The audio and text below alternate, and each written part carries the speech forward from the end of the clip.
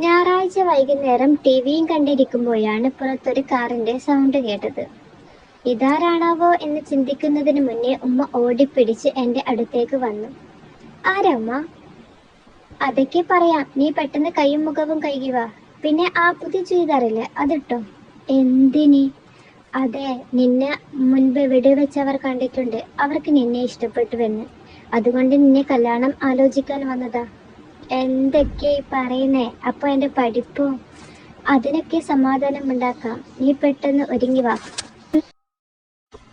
മനസ്സില്ലാ മനസ്സോടെ ഞാൻ ബാത്റൂമിൽ ചെന്ന് കൈയും മുഖവും കഴുകി. ഡ്രസ്സ് മാറ്റി മുടി ഒതുക്കി കെട്ടി. ഒരുങ്ങിയ എന്നെ കണ്ടപ്പോൾ ഉമ്മയുടെ മുഖമൊന്ന് തെളിഞ്ഞു. ഒന്ന് ചിരിക്കി. എനിക്ക് നേരെ ജ്യൂസ് നീട്ടിക്കൊണ്ട് ഉമ്മ പറഞ്ഞു. എനിക്ക് തീരെ ഇല്ലാത്ത വിനയം അഭിനയിച്ചുകൊണ്ട് ഞാൻ അവരുടെ അടുത്തേക്ക് നടന്നു.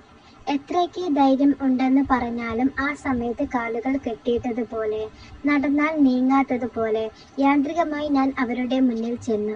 അവർക്ക് ജ്യൂസ് കൊടുത്തു. ഉത്സവത്തിന് അണിയിച്ചൊരുക്കിയ ആനയെപ്പോലെ എല്ലാവരുടെയും കണ്ണ് എൻ്റെ നേരെ. ഞാൻ സങ്കടവും ദേഷ്യവും ഉള്ളിലൊതുക്കി ചിരിക്കാൻ ശ്രമിച്ചു. എന്നോടുള്ള ചോദ്യങ്ങൾക്ക് നിഷ്ഠൂര രൂപത്തിൽ തന്നെ മറുപടി കൊടുത്തു. വന്നവർ പരസ്പരം നോക്കി ചിരികൾ കൈമാറി. അത് കണ്ടപ്പോൾ ഉമ്മ ഡബിൾ ഹാപ്പി. വന്നവരുടെ സംസാരത്തിൽ തന്നെ ഗ്രീൻ സിഗ്നലിന്റെ എല്ലാ ചാൻസും ഉണ്ടായിരുന്നു. അവർ പോയി മണിക്കൂറുകൾക്ക് ശേഷം അവർ സമ്മതം അറിയിച്ചു. അപ്പോൾ തന്നെ ഉമ്മ കുടുംബക്കാരെ എല്ലാം വിളിച്ച് അതൊരു ആഘോഷമാക്കി.